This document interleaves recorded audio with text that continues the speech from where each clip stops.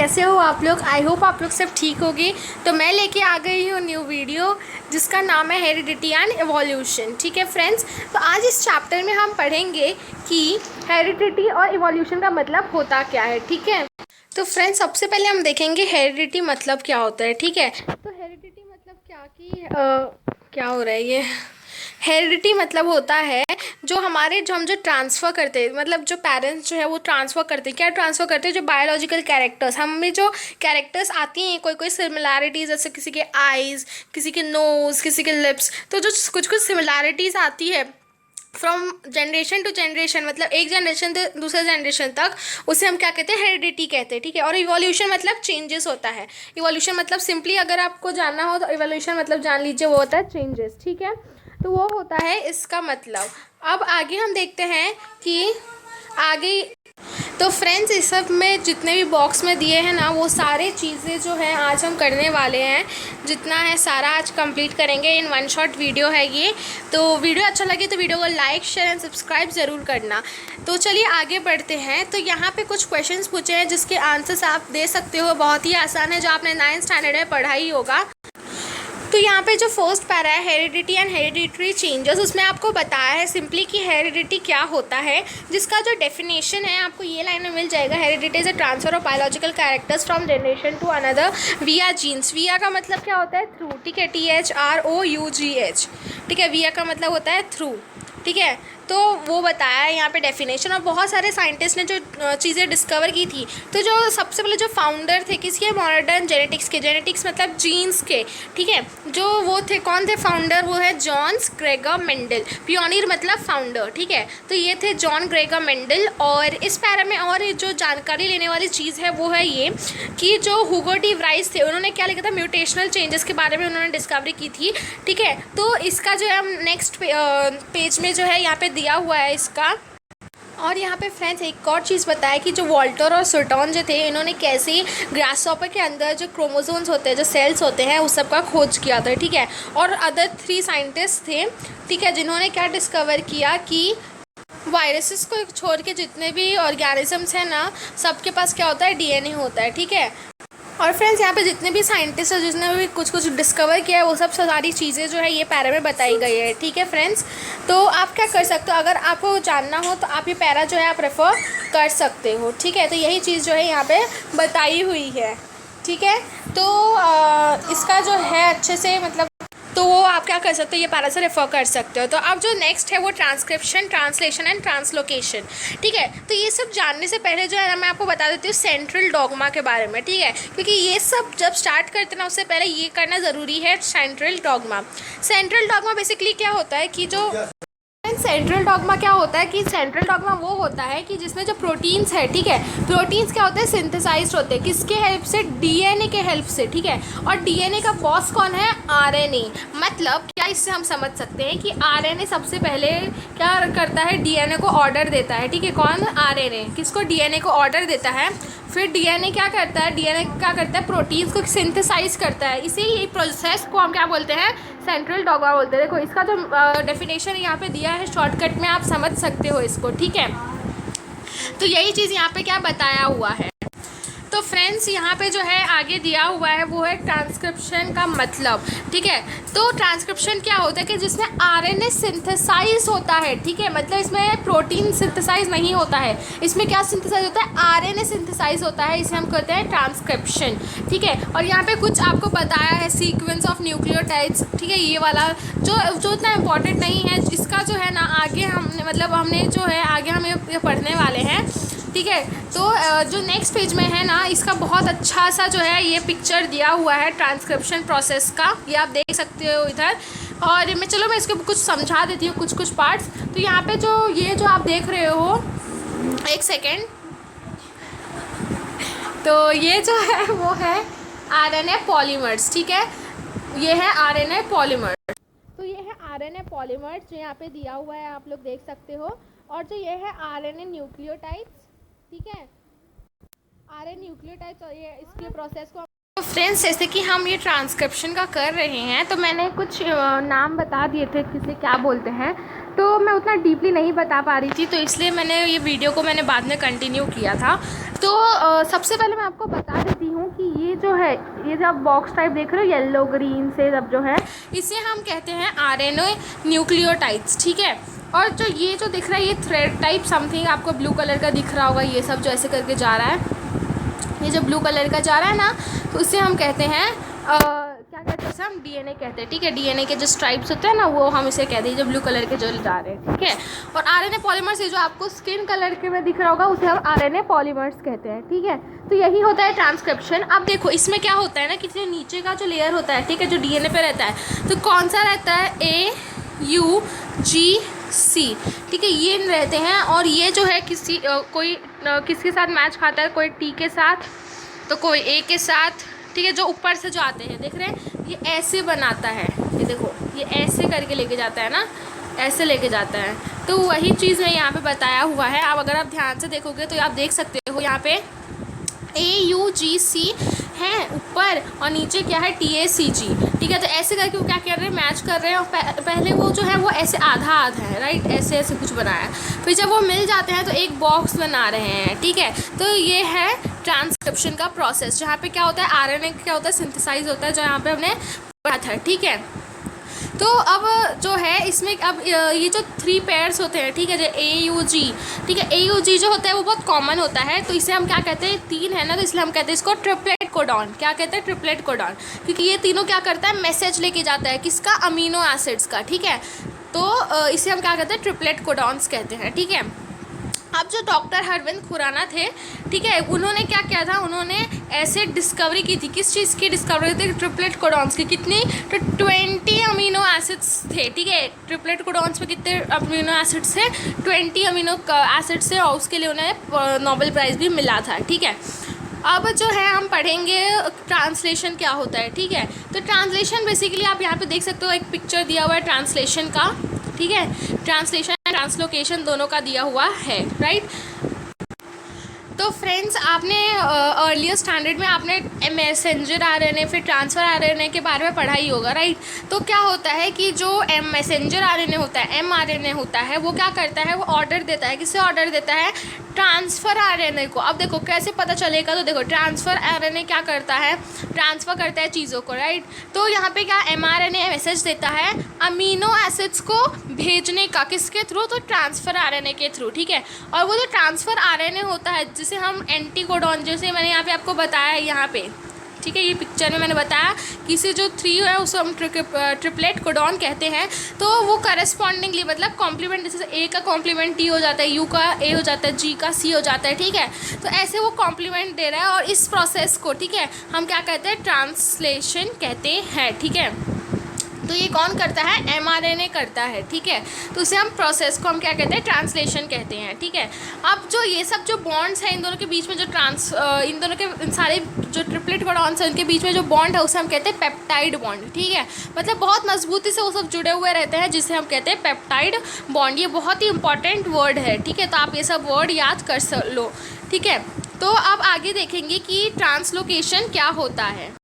तो फ्रेंड्स, इस ट्रांसलोकेशन में क्या होता है कि जो राइबोसोम होता है, ठीक है, तो ये वन एंड से दूसरे एंड तक, मतलब जो एक बीच का जो ये गैप है, ठीक है, एक ट्रिपलेट, एक कोडॉन का, ठीक है, तो वन एंड से दूसरे एंड तक जो जाता है उसे क्या, और mRNA, कौन, mRNA, मतलब messenger RNA one end to दूसरे एंड जाता है, उसे हम क्या कहते हैं, ट्रांसलोकेशन प्रोसेस कहते हैं। यहाँ पे कहीं पे दिया होगा क्या होता है ट्रांसलोकेशन, तो आप ना ये लाइन में देख सकते हो, ये देखो, during this process the ribosome keeps on moving from the one end to of mRNA to another end of distance of one triplet codon, मतलब वन ट्रिपलेट कोडॉन का डिस्टेंस पे क्या कर रहा है, वो मूव हो रहा है, इसे हम क्या कहते हैं, ट्रांसलोकेशन कहते हैं, ठीक है।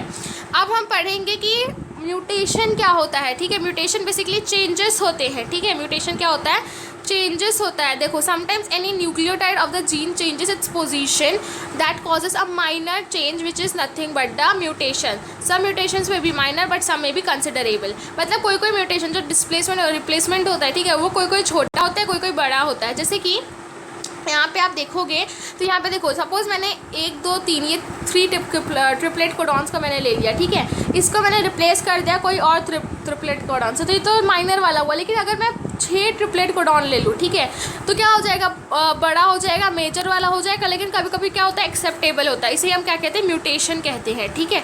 ऐसे आप एग्जाम्पल से याद कर सकते हो। और इसका एग्जाम्पल दिया है कि सेल एनीमिया जो होता है, ठीक है, वो किसके कारण होता है, म्यूटेशन के कारण होता है, ठीक है। और ये जो प्रोसेस है उसको किसने प्रूव किया है, डार्विन्स ने, ठीक है, Darwin theory of natural selection, जो हम आगे पढ़ने वाले हैं। अब हमने ये सब तो पढ़ लिया, transcription, translation and translocation mutation के साथ, ठीक है। तो अब हम जानेंगे इवोल्यूशन। इवोल्यूशन मैंने आपको जैसे ही बता दिया कि इवोल्यूशन क्या होता है, चेंज होता है, ठीक है, क्या होता है, चेंजेस होता है। इसमें क्या होता है, formation of new species due to change in specific characters, ठीक है, मतलब नए स्पीशीज़ बनते हैं, मतलब न्यू बेबी बॉर्न्स होते हैं, ठीक है। और उसमें क्या होता है, new characters with specific characters, जैसे मैंने आपको पहले बोल दिया था कि मतलब किसी के आइज सिमिलर होंगे, किसी के नोज सिमिलर होंगे, किसी कैरेक्टर्स जो बिहेवियर वो सिमिलर होगा, ठीक है। ये जनरेशन टू जनरेशन क्या होता है, ट्रांसफर होता है, ठीक है। ये से क्या है, नेचुरल सिलेक्शन। नेचुरल सिलेक्शन क्या होता है कि जो नेचर सिलेक्ट करता है, ठीक है, तो उसे हम क्या कहते हैं, इवोल्यूशन। इवोल्यूशन बेसिकली आप देख सकते हो चेंजेस, ठीक है। और डेफिनेशन चाहिए तो ये जो है definition, formation of new species से लेके टिल इवोल्यूशन तक आप ले सकते हो। इसका एक और डेफिनेशन यहाँ पे दिया हुआ है इवोल्यूशन का, जिसमें आपको ये इधर से है, progressive development of plants and animals from the ancestors having different structural and functional organisation is called as evolution. तो यहाँ पे आपको दो क्या बोलते हैं, दो आपको यहाँ पे डिफाइन मिल जाता है लिखने के लिए, ठीक है। ये सब क्या है, ये सब जो है, ये सब डू यू नो की तरह है, आप चाहे तो ये सब पार्ट को रेफर कर सकते हो, ठीक है। तो यहाँ पे जो है पंच महाभूता, आप ये वर्ड देख सकते हो यहाँ पे जो दिया हुआ है, अ पीक इनटू हिस्ट्री में। पंच महाभूता, इसका मतलब होता है कि जो 5 भूताएं हैं, मतलब जो 5 महाभूताएं, मतलब जैसे हवा एक हो गया, अग्नि, धरती, ठीक है, ये सब जो हो गए, तो आप ये गूगल पे सर्च कर सकते हो, तो यहाँ पे मिल जाएगा पंच महाभूता, वो होता है इसका मतलब, ठीक है। तो ये है, और कुछ नहीं है इसमें, ज़्यादा इंपॉर्टेंट कुछ नहीं है, बस यही है इवोल्यूशन क्या होता है। और थ्योरी ऑफ इवोल्यूशन क्या था, इसमें जो है थ्योरी ऑफ इवोल्यूशन ने आपको इसमें ये बताया है कि सबसे पहले जो कौन, मतलब किसकी डिस्कवरी हुई थी, ठीक है। और फिर उसके बाद वो यूनिसेलुलर ऑर्गेनिजम्स थे, फिर रैपिडली ग्रो होना शुरू हुए, फिर ऐसे ऐसे करके बहुत, मतलब 300 करोड़ ईयर्स बीते, ठीक है, और डेवलपमेंट होना शुरू हुआ, वही सब बताया इस पैरा में, ठीक है। तो ये बहुत आसान पैरा है, आप एक बार रेफर कर सकते हो, ठीक है। अब हम एविडेंसेस पढ़ेंगे किसके, इवोल्यूशन के। अब क्या प्रूफ, एविडेंसेस मतलब मैं बता दूं पहले, तो एविडेंसेस मतलब होता है प्रूफ, ठीक है, प्रूफ, PROOF, ठीक है। एविडेंसेस मतलब होता है प्रूफ, ठीक है। तो हम पढ़ेंगे कि इवोल्यूशन का क्या क्या प्रूफ्स है हमारे पास, क्या हमें प्रूफ देता है कि हाँ इवोल्यूशन होता है, ठीक है, किस चीज़ के लिए। तो ये सब अगर आपको इवोल्यूशन समझ में नहीं आया है, तो ये सब आपको बहुत अच्छे से समझ में आ जाएगा अभी। तो जो पहला इवोल्यूशन, मतलब जो पहला एविडेंस है, प्रूफ है, वो है क्या है, मॉर्फोलॉजिकल एविडेंस। मॉर्फोलॉजिकल एविडेंस मतलब क्या, तो लेट्स सी। तो फ्रेंड्स, यहाँ पे मॉर्फोलॉजिकल एविडेंसेस मतलब क्या, वो एविडेंसेस कि मतलब जिसका आउटर अपीयरेंस जो होता है ना, वो सेम होता है। जैसे कि आप देखोगे कि कोई कोई जो एनिमल्स होते हैं उनके, जैसे यहाँ पे देखो, इसके जो क्या बोलते हैं इसको, ईयर्स हो, यहाँ पे ईयर, यहाँ पे इसके ईयर्स, तो ये सब सिमिलर दिखेंगे। नोज़ हल्का हल्का आपको सिमिलर लगेगा, उनके आइज़ हल्के हल्के सिमिलर लगेंगे, भले ही वो अलग अलग उससे हो। देखो, अगर आप मैंगोज़ को भी देख लो या कोई और फ्रूट्स ले लो, तो देखो, तो उनका जो शेप है आप थोड़ा थोड़ा से देख सकते हो, सेम है, राइट, सेम है ना। तो एक्सटर्नल अपीयरेंस आप लिख सकते हो वहाँ पे, मॉर्फोलॉजिकल एविडेंस, मॉर्फोलॉजिकल मतलब एक्सटर्नल अपीयरेंस, ठीक है।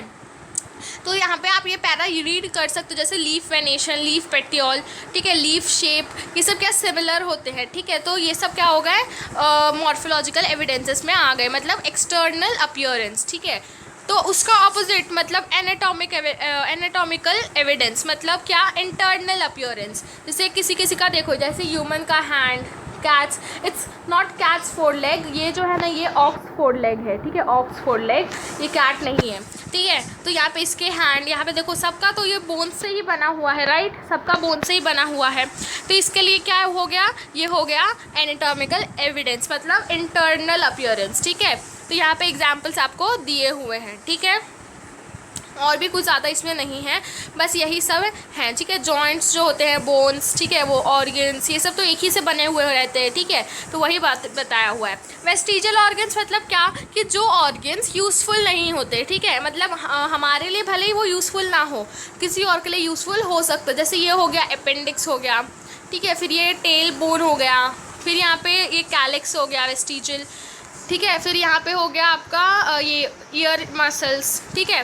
तो ये सब क्या हो गए, ये सब हो गए अब हमारे वेस्टिजियल ऑर्गन्स। वेस्टिजियल ऑर्गन्स मतलब क्या, डीजेनरेटेड और under developed useless organs of organisms are called as vestigial organs, ठीक है। तो जो अंडर डेवलप्ड है या डीजेनरेट, जो बड़ा ही नहीं हुआ, ठीक है, जो यूजलेस है, उसे हम क्या कहते हैं, वेस्टिजियल ऑर्गन कहते हैं। एक चीज़ याद रखना है, वेस्टिजियल ऑर्गन भले ही हमारे बॉडी में फंक्शनल ना करता हो, लेकिन दूसरे बॉडीज़ में ये फंक्शनल है, ठीक है। अब देखो क्या हुआ है कि कभी जब पहले हमें टेल होता था, ठीक है, अब जब अभी क्या हमें ज़रूरत पड़ती ही नहीं है टेल की, क्योंकि सब अभी हमारे हैंड्स है, हमारे लेग्स है, तो इसके लिए जो टेल है वो गायब हो रहा है, ठीक है।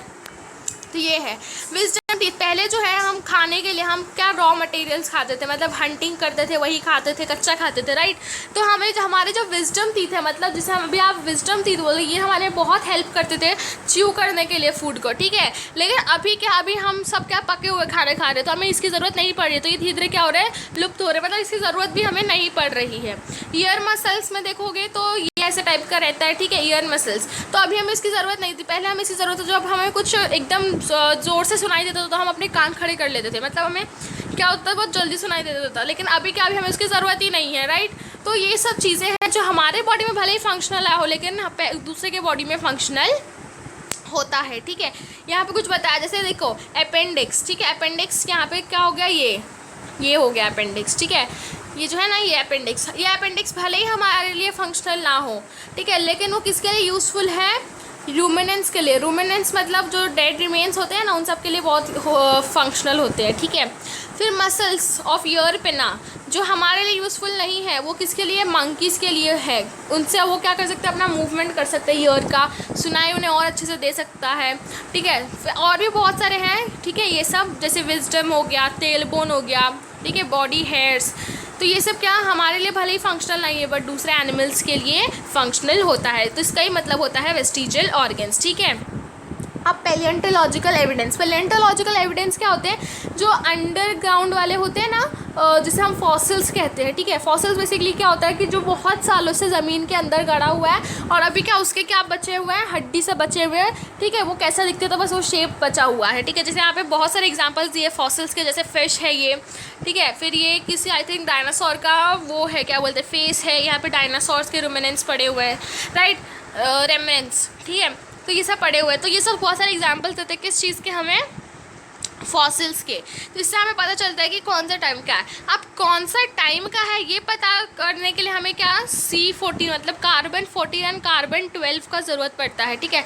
ये एक ऐसा प्रोसेस है कार्बन 14 एंड कार्बन 12, जिससे हमें पता चलता है कि जो डेड रिमेन्स है, मतलब ये जो है फॉसिल जो है वो कितने सालों पुराना है, ठीक है। किससे हमें ये प्रोसेस से C14 एंड C12 से हमें पता चलता है, ठीक है। तो ये यहाँ पे बताया हुआ है, ठीक है।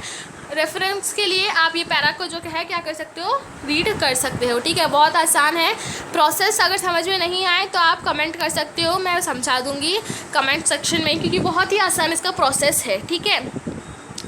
जो और यहाँ पे देखो, यहाँ पे एक दिया है structure of ground level and fossils. देखो एव्स, रेप्टाइल्स, एम्फीबिया, पाइसिस, ठीक है, ये सब का दिया हुआ है कौन सा एरा में है उन लोगों का, ठीक है। तो आप एक बार ये रेफर कर सकते हो। अभी यहाँ पे जो कार्बन डेटिंग मेथड है, जिससे पता चलता है कि कौन सा जो फॉसिल और कितने साल पुराना है, वो किसने इस्टेब्लिश किया था, किसने डिस्कवर किया था। ये जो डिस्कवरी किए थे, किसने किए थे, विलार्ड लिबी ने, ठीक है। विलार्ड लिबी जो है, इन्होंने इस चीज़ का डिस्कवर किया था, किसका, कार्बन डेटिंग मेथड का, ठीक है। इससे हम क्या, ये जो प्रोसेस है इसको हम क्या कहते हैं, कार्बन डेटिंग मेथड कहते हैं, ठीक है। तो यही यहाँ पे बताया हुआ है। अब जो नेक्स्ट है वो है कनेक्टिंग लिंक्स। कनेक्टिंग लिंक्स मतलब क्या होता है कि जो थोड़ा थोड़ा जो है ना, मतलब दो अलग अलग स्पीशीज़ का थोड़ा सा मतलब बोलते हैं सिमिलैरिटी होना, ठीक है। जैसे आप बोल सकते हो कि मम्मी और पापा, ठीक है, तो वो दो अलग अलग फैमिली से बिलोंग करते हैं, राइट। बट जब आप हो तो ठीक है, तो किस मतलब मम्मी में से आइज सेम है, पापा में से नोज सेम है, ठीक है, तो दो अलग अलग कैरेक्टर्स मतलब दो अलग अलग स्पीशीज़ के क्या है सिमिलैरिटीज़ जो है, ठीक है, इन अ न्यू बॉर्न और न्यू जनरेशन में, ठीक है, उसे हम क्या कहते हैं कनेक्टिंग लिंक्स कहते हैं। तो यहाँ पे डकबिल प्लेटिपस है, लंग फिश है, पेरीपेटस है, ठीक है। यहाँ पे क्या है और कनेक्टिंग लिंक्स मैंने आपको बता दिया, डेफिनेशन चाहिए तो यहाँ पे दिया हुआ है, plants and animals show some morphological characters by which they can be related to two different groups, hence they are called as connecting links, ठीक है। और एग्जाम्पल जैसे पेरीपेटस, ठीक है, पेरीपेटस क्या है कनेक्टिंग लिंक है किसका, एनेलिडा और आर्थ्रोपोडा। ये सब जो है ना एनेलिडा आर्थ्रोपोडा, जब मैं एनिमल्स क्लासिफिकेशन का वीडियो लेके आऊँगी ना, उससे आपको मैं डिटेल में बताऊँगी ये सब क्या होता है, इसलिए मैं अभी इस पर ज़्यादा फोकस ऑन नहीं कर रही हूँ, क्योंकि ये जो चैप्टर है, ये जो पॉइंट है कनेक्टिंग लिंक्स, वो आपके उस चैप्टर से टोटली बेस्ड है। तो जब वो चैप्टर आपको समझ में आ जाएगा तब ये पॉइंट्स भी समझ में आ जाएंगे, इसलिए मैं इस पर नहीं डाल रही हूँ, ठीक है। अब जो लास्ट है वो है एम्ब्रियोलॉजिकल एविडेंस। एम्ब्रियो मतलब आपने पढ़ा ही होगा एम्ब्रियोज क्या होते हैं, ठीक है। जो सबसे पहले क्या होता है, एम्ब्रियो फॉर्म होता है, उसके सबसे पहले एंड देन जाइगोट होता है, ठीक है, जाइगोट फॉर्मेशन। नेक्स्ट चैप्टर्स में आपको समझ में आएगा, ठीक है, तभी मैं इसका भी दिखा दूँ, लेकिन मैं इसको शॉर्ट में थोड़ा एक्सप्लेन कर देती हूँ।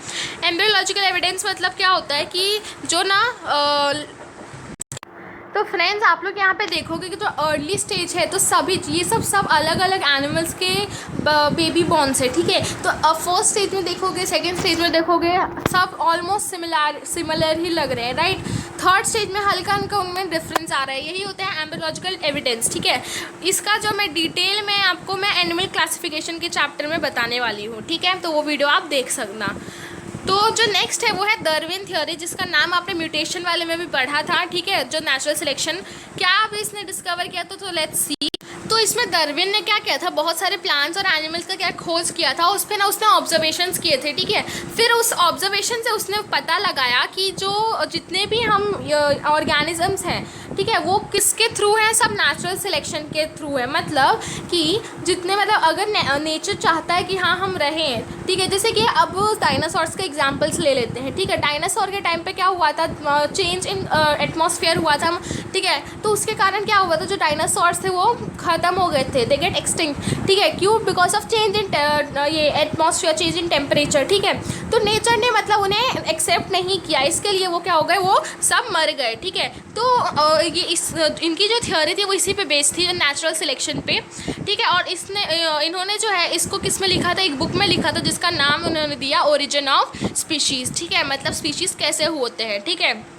तो वो सब इसमें बताया है, और ये किस पे बेस्ड है, नेचर पे बेस्ड है। नेचर चाहेगा तो हाँ वो रहेगा, नेचर नहीं चाहेगा तो नहीं रहेगा। हाँ वी ह्यूमंस, हम लोग क्यों सर्वाइव कर रहे हैं, because we are fit to in to that, मतलब we are survival of fittest, मतलब जो नेचर जो भी हमें टेम्परेचर दे रही है, जो भी क्लाइमेट हमें दे रही है, जो भी एटमॉस्फेयर हमें दे रही है, हम क्या उसमें सर्वाइव कर पा रहे हैं। इसके लिए हम क्या है, हम नेचुरल सिलेक्शन के उसमें आ गए कि एज पर डार्विन्स थ्योरी, ठीक है। तो और यहाँ पे और जब उन्होंने ये ऑब्जर्वेशन लिखा था तो उन्होंने कुछ लिखे थे जिसके अगेंस्ट कुछ लोगों ने बोला था, मतलब ऑब्जेक्शंस कुछ आए थे, जो ये ऑब्जेक्शंस यहाँ पे दिया है, उन्होंने बोला कुछ ऑब्जेक्शंस जो थे, उन्होंने बोला कि ज़रूरी नहीं है कि नेचुरल सिलेक्शन ही ऐसा कोई रिस्पॉन्सिबल हो फॉर इवोल्यूशन, ठीक है, मतलब ज़रूरी तो नहीं कि नेचुरल सिलेक्शन की वजह से, कोई और रीज़न की वजह से भी हो सकता है। जो दूसरा इन्होंने पूछा बोला वो था कि मतलब जो डार्विन है उसने कुछ भी यूज़फुल और यूज़लेस मॉडिफिकेशन के बारे में नहीं बताया, ठीक है, यूज़फुल क्या है, यूज़लेस उसके बारे में कुछ भी एक्सप्लेन नहीं किया,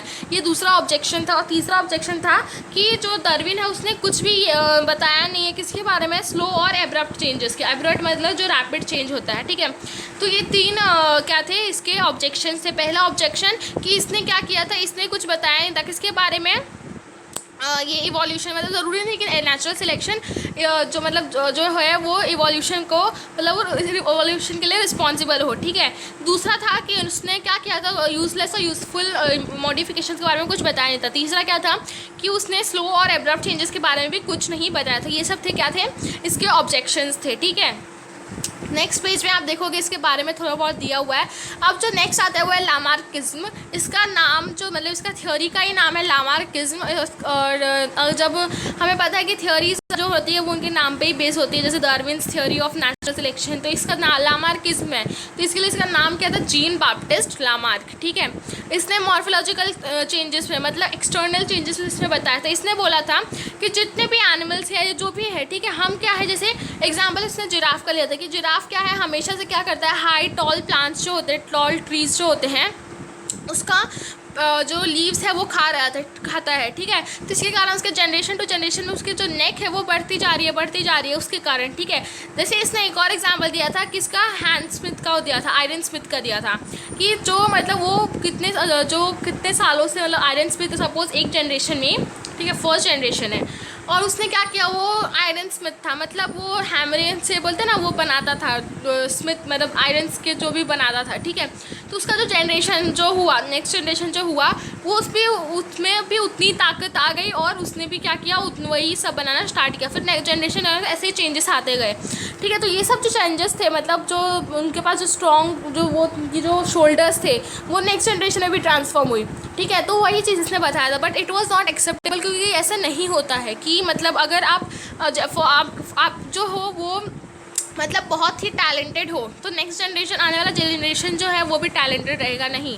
वो डिपेंड करता है कि वो कैसा है, ठीक है, उसके नेचर पे डिपेंड करता है, ठीक है। तो वही सब इन्होंने बताया था and it was not acceptable, ठीक है। तो वही चीज़ जो है यहाँ पे बताई हुई है, ठीक है। तो ये जो है, ये जो थ्योरी थी उसको डिस्प्रूव किया गया था। यहाँ पे लामार्किज्म के बारे में मतलब जीन बाप्टिस्ट लामार्क के बारे में बताया हुआ है इंट्रोडक्शन टू साइंटिस्ट में, आप देख सकते हो यहाँ पे। अब जो बचा है वो है स्पेशिएशन, ठीक है। स्पेशिएशन उसका मतलब हम समझेंगे क्या। तो स्पेशिएशन का मतलब क्या होता है, देखो कोई भी स्पीशीज़ हो, कोई भी ऑर्गेनिज्म हो, ठीक है, उसको ग्रो होने के लिए कोई एक स्पेसिफिक कंडीशन चाहिए, ठीक है, जोग्राफिकल कंडीशन चाहिए, ठीक है। जोग्राफिकल कंडीशन मतलब आगे आपका टेम्परेचर हो गया, क्लाइमेट हो गया, सराउंडिंग का इन्वायरमेंट मतलब टेम्परेचर क्या है वैसा, ठीक है। तो हर एनिमल या स्पीशीज़ को मतलब जनरेट होने के लिए, ग्रो होने के लिए क्या चाहिए, एक स्पेसिफिक जोग्राफिकल कंडीशन चाहिए, ठीक है। उनके खाने का तरीका, उनका हैबिटेट, उनके बढ़ने का एबिलिटी, ठीक है, और टाइम कितना लग रहा है, तो वो सब डिपेंड करता है उस चीज़ों पे, ठीक है। तो और कहीं कहीं क्या होता है कि मतलब कहीं कहीं नहीं, ऑलमोस्ट हर जगह यही होता है कि जो चेंजेस आती हैं वो किसकी वजह से आती है, जीन्स की वजह से, जेनेटिक चेंजेस आती है बस, और कुछ नहीं होता है। वरना जो जोग्राफिकल और रिप्रोडक्टिव है, ठीक है, जोग्राफिकल और रिप्रोडक्टिव जो आइसोलेशन मतलब क्या, चेंजेस मतलब प्रोटेक्शन जो आप एक टाइप से बोल सकते हो, ये दोनों चीज़ें से क्या, ये दोनों चीज़ मिलके क्या बोलते हैं, बनाते हैं स्पेसिएशन बनाते हैं, ठीक है, जोग्राफिकल और रिप्रोडक्टिव आइसोलेशन, ठीक है। तो वही चीज़ हमें बताया है, स्पेसिएशन का मतलब बहुत आसान है, ठीक है। अब ह्यूमन इवोल्यूशन के बारे में पढ़ते हैं। ह्यूमन इवोल्यूशन मतलब आपको पता ही होगा, ये आपने हिस्ट्री के बुक में पढ़ा ही होगा, पहले कौन आया, फिर क्या हुआ, तो वही बताया कि सबसे पहले एक एंशिएंट एनिमल था लेमर जिसे हम कहते थे, ठीक है। वो I think 7 crore years ago था, 7 करोड़ ईयर्स अगो था या 4 करोड़ ईयर्स, आई थिंक यही कुछ था, ठीक है। यहाँ पे 7 करोड़ दिया हुआ है ना, ठीक है। उसके बाद ये एगिप्टोपिथेकस आया, ठीक है। फिर उसके बाद ये ड्रायोपिथेकस आया, फिर रामापिथेकस आया, ठीक है। ऐसे करके ये सब बताया हुआ है यहाँ पे, ठीक है, कहाँ पे कौन से थे। तो ये आप एक बार रीड करोगे समझ में आ जाएगा। बस आपको जो याद रखना है कि ये कि जो फर्स्ट था record of human like animals, ठीक है, वो कौन था, रामापिथेकस, ठीक है। कहाँ से, ईस्ट अफ्रीका से। बस आपको ये याद करके रखना पड़ेगा, ठीक है। इंपॉर्टेंट वाला जो बोले तो ये वाला है, ठीक है। First record of human like animal is with us in the form of Ramapithecus. Ramapithecus बोले तो ये रामापिथेकस, ठीक है, ये इसको लगा, ठीक है। ये है ये फर्स्ट ह्यूमन लाइक, आप देख सकते हो इसका बैकबोन, इसके चलने का तरीका, ठीक है, ये शेप, पोस्चर जो भी है सब क्या हल्का ह्यूमंस की तरफ है, राइट। तो ये है फर्स्ट ह्यूमन लाइक। तो ये एक चीज़ आपको याद रखनी है। और दूसरा जो चीज़ आपको याद रखना है वो है ये होमो सेपियंस के बारे में, ठीक है, वाइज मैन, ठीक है, जिसे हम कहते हैं होमो सेपियंस, ठीक है। या ये नींदरतल, ठीक है, Neanderthal man can be consider as the first example of wise man. इनको हम फर्स्ट एग्जाम्पल ले सकते हैं किसके लिए, वाइज मैन के लिए, ठीक है। और नींदरतल यहाँ पे देखो फोटो दिया हुआ है नींदरतल का, ये देखो वाइज मैन की तरह ये दिख रहा है ना, ठीक है। तो वो चीज़ यहाँ पे बताया। अब जैसे जैसे उन लोग का पोस्चर, मतलब उनकी जैसे जैसे वो आगे बढ़ते गए, डेवलपमेंट हो गया, प्रोग्रेस होते लग गया, तो आप देख रहे हो उनके ब्रेन का साइज़ यहाँ पे इंक्रीजिंग ऑर्डर में बताया हुआ है, राइट। इंक्रीज़ हो रहा है उनके ब्रेन का साइज़, मतलब ब्रेन का साइज़ इंक्रीज़ होना इन द सेंस कि उनकी जो नॉलेज है वो बढ़ती जा रही है, ठीक है। जैसे जैसे वो डेवलप हो रहे हैं वैसे उसकी नॉलेज क्या हो रही है, बढ़ती जा रही है, वही बताया है यहाँ पे, ठीक है। तो सबसे पहले जो ग्रो हुआ, सबसे पहले जिसमें प्रोग्रेस आया वो क्या था, एग्रीकल्चर था, ठीक है। सबसे पहले जो प्रोग्रेस आया वो एग्रीकल्चर था। उसके बाद जो प्रोग्रेस आया वो आर्ट में हुआ, ठीक है। कौन से आर्ट में, वो राइटिंग में। देखोगे आप कि उन लोग जब लिखते थे तो उनका लिखने का तरीका किससे यूज़ करते थे, जो पेन्स या जो भी इंक होती थी, ठीक है। तो वो किसमें फिर क्या हुआ, आर्ट में हुआ, ठीक है, आर्ट ऑफ राइटिंग। फिर क्या हुई, फिर हिस्ट्री बनी, ठीक है। फिर मॉडर्न साइंस का इमर्ज हुआ, मतलब मॉडर्न साइंस डेवलप हुआ, ठीक है, साइंस। फिर उसके बाद जो हुआ वो इंडस्ट्रियल, मतलब जो अभी का जो है Bollywood and all that thing, industrially वो सब क्या हुआ, डेवलप हुआ। तो सबसे पहले कैसे याद करोगे, सबसे पहले जो डेवलप हुआ वो है हमारा एग्रीकल्चर। ऑफ कोर्स अगर खाना ही नहीं होगा तो कैसे लोग जिएंगे, तो एग्रीकल्चर, ठीक है। उसके बाद जो डेवलप, एक सेकेंड, ये क्या हो रहा है, एक सेकेंड फ्रेंड्स। तो सबसे पहले एग्रीकल्चर का डेवलपमेंट हुआ, ठीक है। फिर उसके बाद हुआ आर्ट ऑफ राइटिंग का, ठीक है। फिर जो डेवलपमेंट आई वो हुई मॉडर्न साइंस की। फिर आया इंडस्ट्री, ठीक है। और ऐसे ऐसे क्या हो रहा है, अभी डेवलपमेंट होता रहा है, राइट। अभी ऐसे क्या हो रहा है, डेवलपमेंट्स हो रहे हैं, प्रोग्रेस हो रहा है, राइट। तो वही चीज़ यहाँ पे बताया था। तो ये था हमारा चैप्टर आज का, जो हमने फाइनली कंप्लीट कर लिया। और चैप्टर बहुत ही इंटरेस्टिंग है, बहुत ही आसान चैप्टर है, बड़ा बिल्कुल भी मत समझना, लेंथ पे मत जाना, इसके कॉन्सेप्ट पे जाना। कॉन्सेप्ट बहुत ही क्लियर है, बहुत ही फोकस्ड ऑन है और बहुत ही आसान चैप्टर है। वीडियो अच्छा लगे तो वीडियो को लाइक, शेयर एंड सब्सक्राइब ज़रूर कर देना। और मेरे चैनल पे नए हैं तो डू सब्सक्राइब इट। वीडियो कैसा लगा कमेंट करके ज़रूर बताना। तो मिलती हूँ आपको नेक्स्ट वीडियो में। नेक्स्ट वीडियो लेके आऊँगी, इन द सेंस देखते हैं कौन सा होता है, इसका सेकंड चैप्टर होता है या कुछ और। कोई कॉन्सेप्ट नहीं समझ में आया हो तो कमेंट कर सकते हैं। और मैंने बताया कि मैं आपको एम्ब्रियोलॉजिकल और कनेक्टिंग लिंक्स का, मैं जो एनिमल क्लासिफिकेशन का चैप्टर बनाऊंगी, वीडियो बनाऊंगी, तब मैं आपको बताऊंगी। तो तब आप उसको कंपेयर करके आप पढ़ सकते हो। जब मैं वो चैप्टर पढ़ाऊंगी तब मैं इसका भी आपको मैं डिस्क्रिप्शन में बता दूंगी, ठीक है। और तो ये था मेरा